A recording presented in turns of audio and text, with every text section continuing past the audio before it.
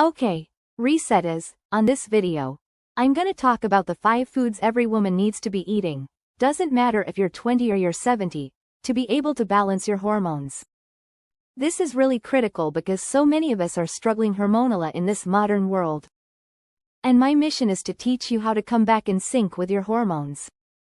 So you're gonna wanna start to bring in these 5 foods, but I'm gonna show you which hormone these 5 foods are gonna. What needle these hormones are gonna move for you on which hormones. So let's walk through this together.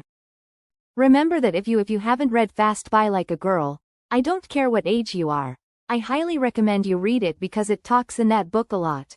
What I talk about is how there is a lifestyle that estrogen wants you to live. And there's a lifestyle that progesterone wants you to live. And this has been the missing conversation in hormonal health for all ages. And you think about this through.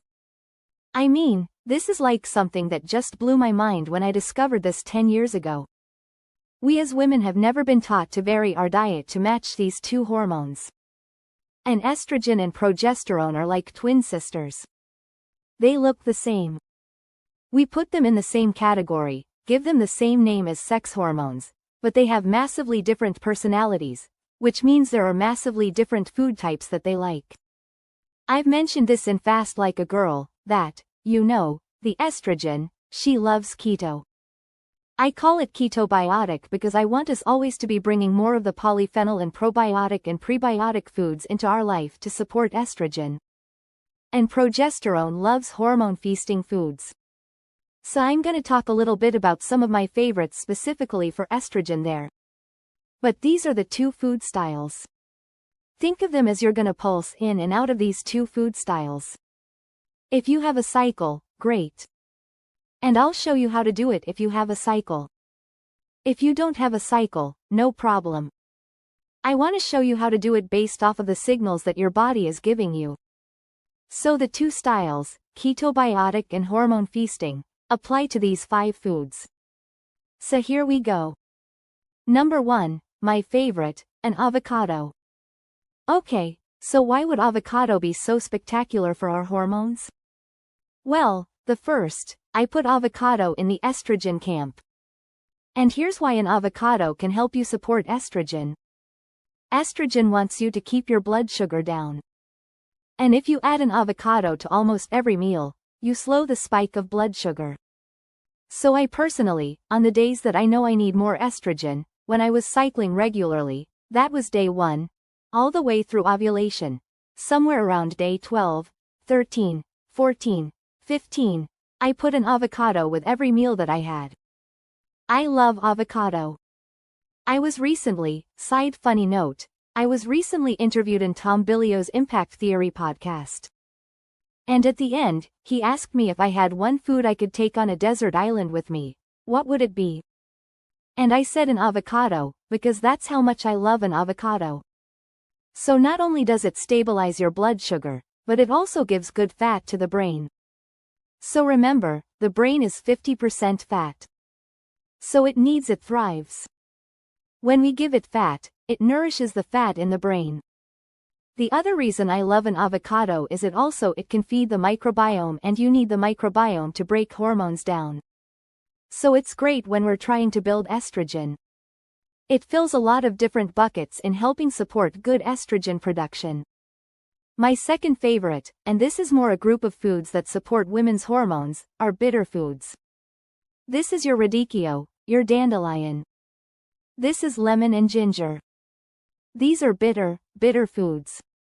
And what bitter foods do is not only do they support good gut health, but they support your liver. And when we look at hormones, on one hand, we need to make hormones. So when we look at like the avocado, we're helping to support the making of estrogen. When we look at bitter foods and we go, okay, it supports the liver, it supports the gut, that is imperative to be able to help you break down the hormones that you produced.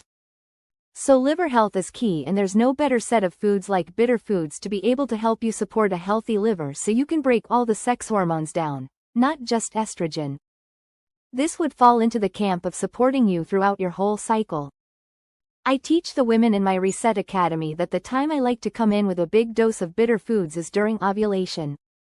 So if you are a cycling woman, I call it the manifestation phase in Fast Like a Girl. But if you are a cycling woman, bring it in during ovulation. You have all, progesterone comes in, estrogen's at her peak, testosterone's at her peak. This is the time to bring in the bitter foods. Whereas we can look at avocado as being really important those first 10 days going into ovulation. During ovulation, we really want to make sure that we're bringing in those bitter foods, my postmenopausal women. The bitter foods help you when the hot flashes show up. The bitter foods help you when you struggle to sleep. Because we've got to be able to get something to help you break estrogen down. You're getting less estrogen. We need to help support her breakdown. And that's where the liver feeds or the bitter feeds or liver feeds. Maybe I saw a count of liver feeds can help you. Okay, number 3. This is one that I know not everybody knows exactly how to do, and some people think it's a little controversial, not sure why. And that is seeds. And there are 2 types of seeds I want you to eat, and they help 2 different hormones. The estrogen hero seed of the day are flax seeds. So more flax seeds, specifically flax oil. I love putting flax oil on my salads. Sometimes when I'm feeling like I just need to break down estrogen a little bit more, my skin feels dry, mucosal membranes are a little dry, I'll do more flax seed. And so it's great for breaking down and supporting, it does both, supporting estrogen. Whereas pumpkin seeds, which are really yummy, support progesterone and the breakdown of progesterone. So hopefully you've heard of seed cycling. It's become a really interesting old healing strategy for supporting hormonal production. I think there's something really interesting about that. Again, we have gotten way too complicated with health. We think that we have to, and especially hormonal health, like geesh, we're talking about HRT and bioidenticals and what do you take? I'm here to tell you, let's start with your lifestyle. And when we look at seeds, we can see that cycling in flaxseed in beginning, cycling in pumpkin at the end supports the production of these 2 major sex hormones. So think of it from the seed level, my women that have hot flashes.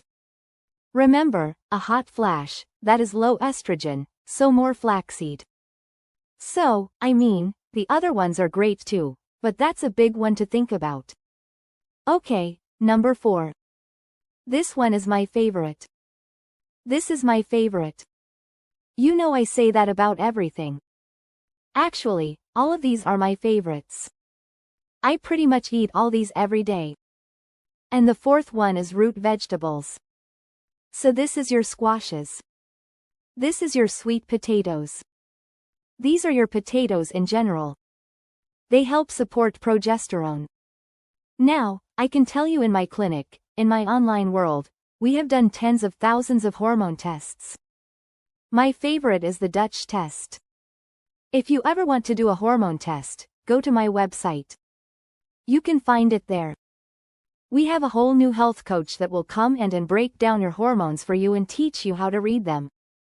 But this is what I want you to know about root vegetables, as they will support progesterone and all these hormone tests I've done on women.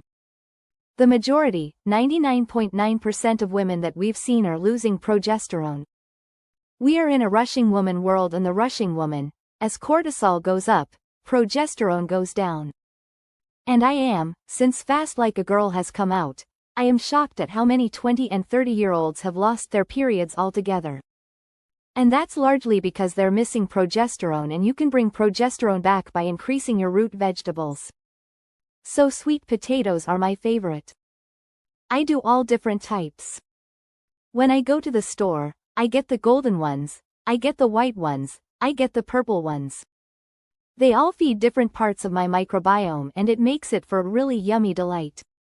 When it comes to the squashes, same thing. My new favorite one is honey nut. I can get them at my farmer's market. Oh my god, they're so good. If you haven't tried a honey nut squash, highly recommend it. But even acorn and spaghetti and butternut, bringing those in will help you build progesterone. So if you're missing your cycle, if you're anxious a lot, I'm gonna recommend that you bring in more root vegetables. I eat a root vegetable every couple of days, and when I eat it a lot. Okay, number 5.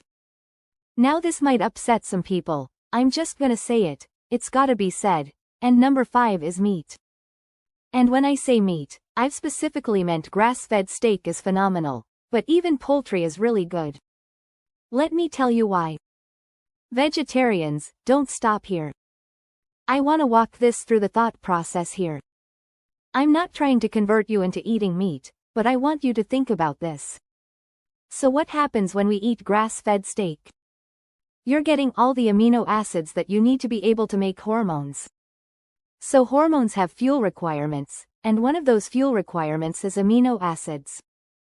And a grass-fed steak has all the amino acids that you need to be able to make all 3 hormones. So super important to get that in your diet. When we look at poultry, we're looking at our turkey and our chicken, that has the precursors, has a key component in it called tryptophan. And tryptophan is an amino acid that helps you make serotonin. Okay, my menopausal women, I want you to think about this. As we're going through menopause, we're losing estrogen. That's supposed to happen. And so when we lose estrogen, estrogen is a precursor for serotonin, and serotonin keeps us happy. So if we don't have enough serotonin, we can feel the blues, we can feel a little low. So often what happens to get that serotonin rush is we reach for carbohydrates, but you can get a precursor, a major precursor for serotonin in tryptophan, which comes in the form of poultry. So I hope you followed me there if you are looking for a mood boost. And you're looking to increase not just estrogen, but you want to increase serotonin. You need more tryptophan, and that can come in the form of poultry. So a lot of nuance there. I mean, this is a dense 5 things. And if you are vegetarian, then what I want you to know is that you might have to supplement with tryptophan. Might be that you gotta slide that in there. So make sure, and you can get that in other supplements so that you can get that serotonin lift to keep your moods up. So there you go. Those 5, like key 5 that we have to be bringing in to keep ourselves hormonal balanced.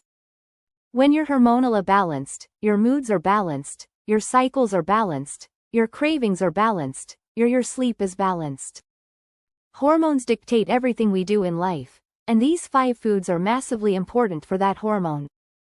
So as always, I hope that helps. Put in your notes. Here's what I want to do in the comments. I want to know, do you have any amazing recipes? Let's share.